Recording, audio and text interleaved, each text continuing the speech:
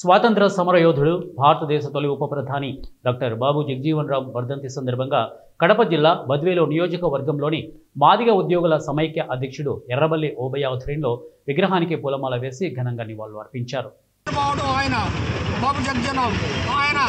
వర్ధంతి సందర్భంగా ఆయన విగ్రహానికి మేము ఘనంగా నివాళులర్పించడం జరిగింది. ముఖ్యంగా ఎందుకంటే ఈరోజు బాబు జగజీవన్ రామ్ అంబేద్కర్ గారు రెండు దళితులకు రెండు కళ్ళలు అంటున్నారు. అందులో ముఖ్యుడు బాబు జగజీవన్ రామ్. అంబేద్కర్ రాజ్యాంగం రాసి ఆ రాజ్యాంగాన్ని అమలుపరిచిన మహావేత్త, ఆర్థిక సూర్యవంతుడు, ఆయన విద్యావేత్త అయినటువంటి బాబు జగజీవన్ రామ్ గారి వర్ధంతి సందర్భంగా మేమంతా దళిత ప్రజా సంఘాలు, ఎంబీఎఫ్, ఎంఆర్పీస్ అందరూ కూడా ఆయనకు ఘనంగా నిర్వహించడం జరిగింది.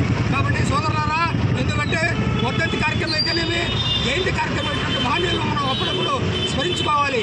ఎందుకంటే బడుగు బలహీన వర్గాలకు ఎన్నో కార్యక్రమాలు చేసిన మహనీయులను మనం స్మరించుకొని ఆయన అడుగుజాలలో నడవాలని చెప్పేసి ఆయన చెప్పిన సూత్రాలను మనం తప్పగా పాటించాలి. వర్గంగా మనము బాబు జగజీవన్ రామ్ను గుర్తించుకోవాల్సినటువంటి అవసరం ఉంది. ఎందుకనగా అంబేద్కర్ భారత రాజ్యాంగాన్ని రచిస్తే ఆ రాజ్యాంగంలో ఉన్నటువంటి చాలా వరకు మనము ఆర్టికల్స్ అన్నీ కూడా అమలుపరిచినటువంటి ఘనత మన బాబు జగజీవన్ రామ్. మరి ఈయన సంఘ సంస్కర్తే కాకుండా మరి సమాజ స్థాపనకు ఎంతో కృషి చేసినటువంటి కృషివలుడిగా మనం ఈరోజు గుర్తించగలుగుతున్నాం.